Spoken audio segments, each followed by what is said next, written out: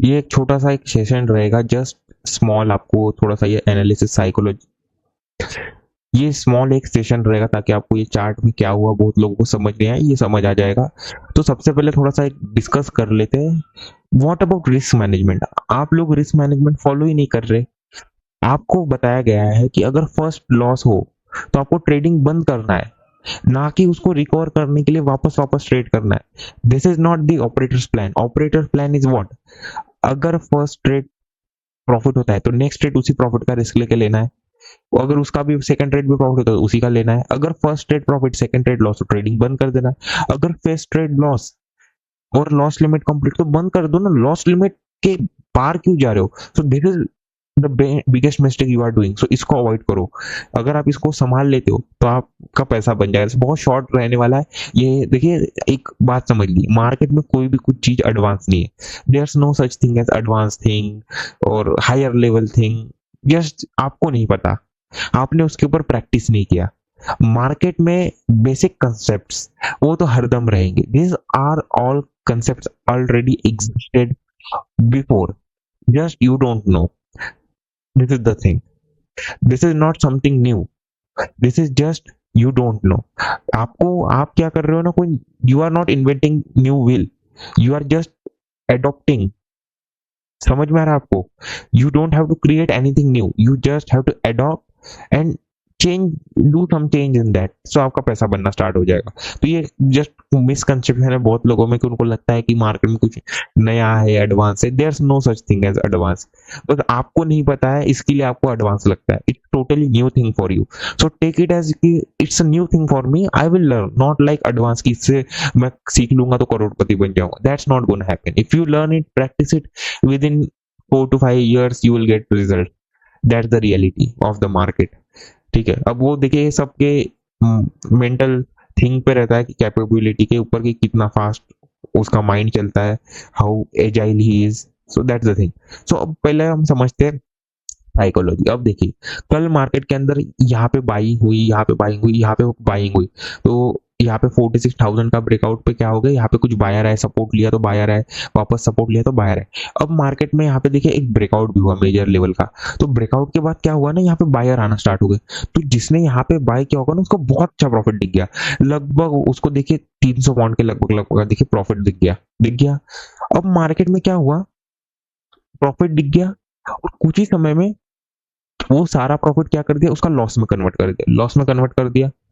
पहली बात, ये आप पॉइंट समझिए। तो जिसने यहाँ पे बाय किया होगा ना, वो डर के मारे जैसे पीएसआई का लेवल ब्रेकडाउन हो निकल गया, निकल गया। तो ये पॉइंट समझ गया कि यहाँ पे बायर अवेलेबल नहीं। उसके बाद मार्केट ने क्या किया, एग्जैक्टली ऊपर से गया। ये पूरा रिटेलर्स पर्सपेक्टिव के हिसाब से समझा जा रहा है ताकि आप इजीली साइकोलॉजी समझ सको। ठीक है, you don't have to invent the wheel, you just have to adopt it. तो ये साइकोलॉजी समझने के लिए आपको रिटेलर से भी रिटेलर बनना पड़ेगा, बच्चे से बच्चा बनना पड़ेगा, तब आप आराम से पैसा बना पाएंगे, समझ पाएंगे। तो देखिए सिंपल है, आप सिंपल सिंपल लेके जाइए, इजी वे में लेके जाइए।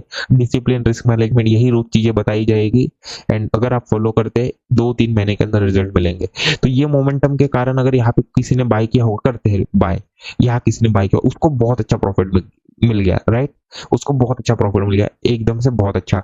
अब निफ्टी में देखिए सेम सेम क्या है, अगर हम थोड़ा पीछे चलते हैं तो निफ्टी में भी सेम, अगर किसी ने यहाँ पे बाय किया होगा उसको बहुत अच्छा प्रॉफिट दिख गया, कंटिन्यू सेलिंग, देन मार्केट देखिए बहुत अच्छा चला गया ऊपर। तो अब होता क्या है ना कि जो भी यहाँ बाय करके बैठा होगा उसने तो मतलब पोजीशन यहाँ तक टारगेट देख लिया, अब जैसे आया उसने अपनी पोजीशन निकाली। एंड जब वो इस मोमेंटम को देखते हुए देखा तो वो रुक नहीं पाया, उसको रिग्रेट होना शुरू हो गया। रिग्रेट इन द सेंस, उसको लगेगा यार कि मतलब मार्केट ने यहाँ पे, मैं यहाँ तक बैठा था, मार्केट ने मुझे निकाल दिया, मार्केट ने इतना अच्छा मोमेंटम कर दिया, यार मैं तो यही बैठा था एंट्री ले, है ना। तो वो उसको लगेगा कि यार काश मार्केट मिल जाए बस, तो मैं बाइंग कर लूं, कि अगर मार्केट थोड़ा भी नीचे मिलेगा तो बाइंग कर लूं, मैं इस मोमेंटम को वापस ये कर पाऊंगा। तो वो ये सोच कर बैठा है कि अगर मार्केट में ऐसे रिट्रेसमेंट आएगा तो मार्केट में क्या होगा, बाइंग होगा। अब ये आपको समझ आ गया, तो अब पॉइंट को समझिए। अब हमने आपको क्या बताया कि ये मोमेंटम किस लिए आया है, आप समझिए।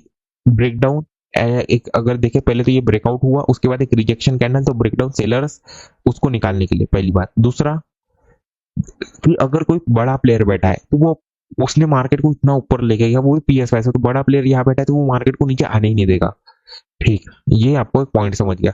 अगर आप इसको थोड़ा सा बड़ा करते हैं, चार्ट को बड़ा करिए और अच्छे से, तो आपको दिखेगा कहानी, रियल कहानी। ये देखिए क्या दिख रहा है आपको, एक एम पैटर्न। इसके बारे में आपको कई दिन पहले बताया गया था कि मार्केट में एम पैटर्न है, एक्सपायरी के दिन इसको क्या किया जाएगा मार्केट के अंदर, ट्रैप। तो मंथली एक्सपायरी तो ये हो गई इतना, एंड जो नेक्स्ट है ये इतना। तो फर्स्ट ये एक पॉइंट हो गया। ठीक, निफ्टी ऑल टाइम हाई के पास है।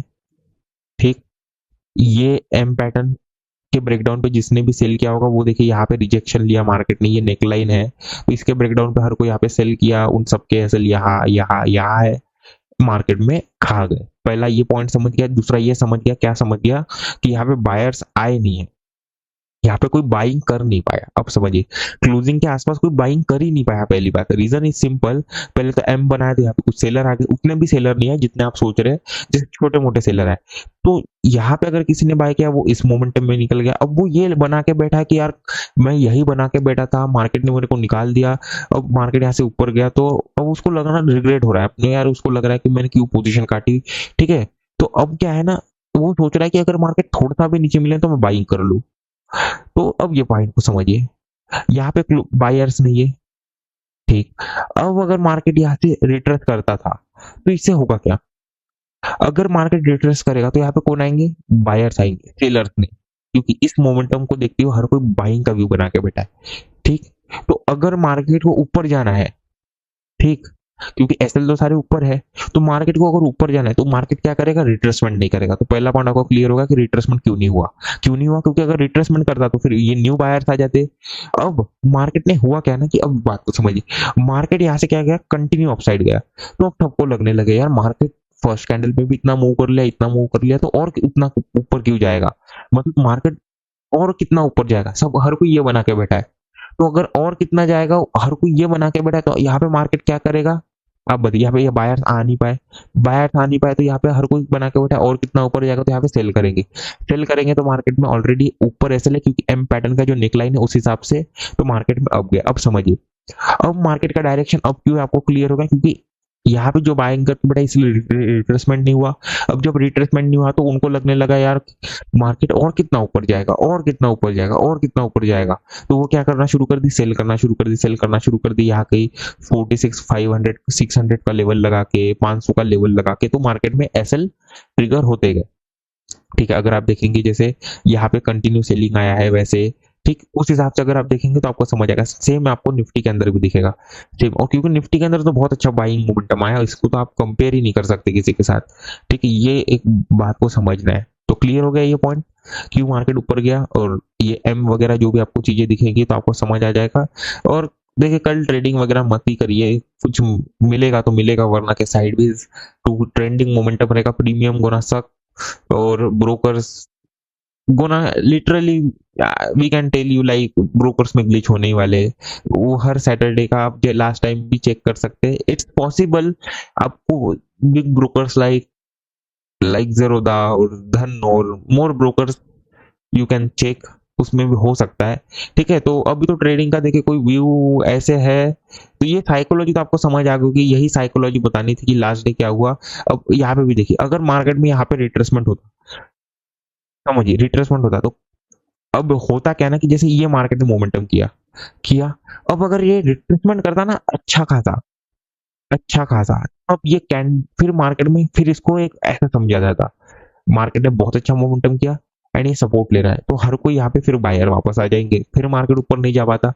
ठीक, और 500 के इधर से वो लेवल भी काम नहीं करेगा, फिर मार्केट में यहाँ पे एक बाय और रिट्रेसमेंट सेटअप बना, रेजिस्टेंस लिया, ब्रेकडाउन किया, तो यहाँ एक एंट्री, फिर वापस यहाँ पे एक एम वगैरह बना, तो वापस यहाँ पे एक एंट्री, ये भी ट्रेड बताया गया था, यहाँ पे तो बताया गया था, ये वाला नहीं बताया गया था, फिर तो साइडवेज वगैरह कुछ हमने कहा था। ठीक है, ट्रेड इसलिए नहीं लेना था क्योंकि फ्राइडे का दिन है और थोड़ा सा तकलीफ हो जाती है, अगर आपको आता नहीं था, आपको बहुत लोगों ने यहाँ पे पुटे ले रखी थी, इसलिए हम कह अवॉइड करना, हमने तो कह दिया था कि आपको ट्रेडिंग बंद कर दो, यही एक यहाँ पे कॉल लिया पूरा। देखिए आप अगर पूरा पकड़ दे तो आपका बहुत अच्छा पैसा बन जाता। पहले तो ये वाला एक था फर्स्ट ट्रेड एंड दूसरा ये वाला ट्रेड था, तो इसने भी टारगेट दिया, फर्स्ट ये वाला था, सेकंड ये वाला था, अगर आपने सेकंड भी लिया तो इसने भी देखिए लगभग लगभग आप देखिए यहाँ से 850 से लगभग लगभग 100 तक तो चला नहीं गया, लगभग 200 पाउंड तो इसने भी दे दिए। तो धीरे धीरे 200 पाउंड भी दे दिया और एग्जैक्टली 4747 से इसने रिजेक्शन लिया। अब आपको पता है रिजेक्शन कैंडल लेगा तो मार्केट ऊपर जाएगा, नहीं नीचे नहीं जाएगा। तो रिजेक्शन कैंडल पे आपको ट्रेड नहीं करना है, चाहे मार्केट ऊपर नीचे कर ले, आपको ट्रेड नहीं करना है। उसके बाद मार्केट स्टिल ऊपर गया। क्यों ऊपर गया? क्योंकि अब जिसने सेल किया है ना यहाँ पे एम के ब्रेकडाउन पे, उसके एसएल कहाँ थे एग्जैक्टली आप बताइए, उसके एसएल कहाँ थे? सबसे पहले 500, उसके बाद था डायरेक्टली 47,000। तो मार्केट ने देखिए यहाँ पे 47,000 के आसपास से रिजेक्शन लिया, बाइंग गया। ठीक दिख रहा है आपको? 47,000 के आसपास से लिया, बाइंग गया। फिर मार्केट ने 47,000 का ब्रेकडाउन किया, फिर बाइंग में गया। तो बस ये समझिए कि यहाँ पे जो एम वाले हैं इनको टारगेट कराया गया मार्केट के अंदर, और कुछ नहीं है ज्यादा से ज्यादा, यही आप समझिए। एंड अगर आप इसको थोड़ा बड़ा करते हैं तो इसमें भी आपको दिखेगा कि एक एम वगैरह का इसमें भी ब्रेकडाउन हुआ है। किसके अंदर? ये देखिए एक बड़ा सा आपको दिखेगा, बड़ा सा। तो बस इसको थोड़ा सा ध्यान रखते जाइए एंड पैसा बनाइए बस। तो साइकोलॉजी समझ आ गया होगा, ज्यादा कुछ नहीं है, यही दो तीन चीजें से देखनी पड़ती है। ठीक है, तो देखते रहिए कल कब मार्केट ओपन होगा, गैप अप भी ओपन हो, गैप डाउन हो, आप देखिए, खुद करिए ट्रेड। एक बार हम बता देते हैं कि लास्ट आवर में क्या ही करेंगे, मतलब 1-2 घंटा ही मार्केट शुरू है, उसमें भी आप क्या प्रॉफिट निकालने की सोचेंगे? सबसे पहली बात, मार्केट में देखिए 500 का लेवल ऊपर है, यहाँ से रिजेक्शन लिया है, कहीं ना कहीं ट्रेंड बहुत अच्छा है। हर कोई ये सोच के बैठा है कि मार्केट में, देखिए हर कोई ये सोच के बैठा मार्केट और ऊपर कितना जाएगा। मार्केट पे ऑल टाइम हाई की साइकोलॉजी समझिए, ये ऑल टाइम हाई के ऊपर एक अलग से वीडियो आपको मिल जाएगा, सेशन मिल जाएगा।